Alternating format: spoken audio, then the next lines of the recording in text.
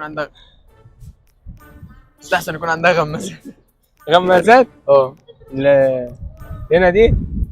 اما الغمازات بتبقى عندك فين؟ يا صباح الفل يا اسطى. صباح النور. ايه التنكه اللي انت فيها دي؟ لا عادي يعني. بص اسالك سؤال وتجاوب عليا، وانا اسف ان انا معطلك عن الوقت بتاعك.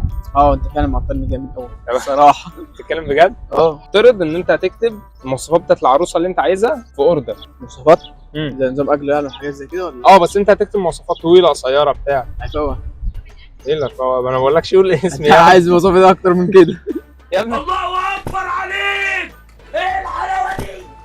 ايه الحلاوه دي؟ يا ابني يا ابني انا بقول لك يعني طويله قصيره كده وتقول لي ليه؟ قصيره. انت بتوصف عفاوي يا ابني انا ما تتبنيش يا ابني. اقول لك المواصفات بتاعتي، عايزها قصيره ليه؟ كلك نظر.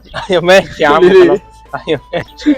انا اللي نفسي اسالك سؤال. اسال وانا جاهز للرد. انت قصير ليه؟ رباني. ايه؟ تكون مثلا 55 كيلو.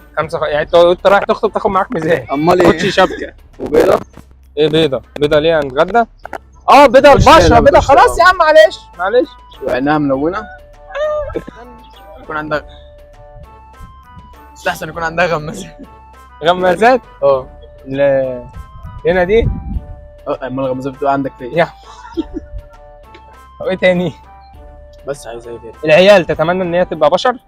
انت واخد بشكل ابوهم يعني؟ لا يا حبيبي مش قصدي كده، لو على الشكل فربنا اللي عالم بقى انت اصلك ايه.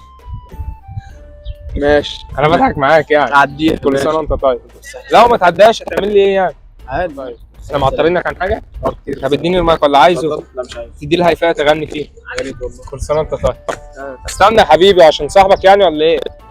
نتكلم في هيفاء وحاجات كبيره هنا. هيفاء تعالى. لا يجي ايه يا عم يا حفله؟ السلام عليكم. انت زملكاوي؟ انت شايف ايه؟ انت زملكاوي يعني؟ لابس عيقه؟ يا عم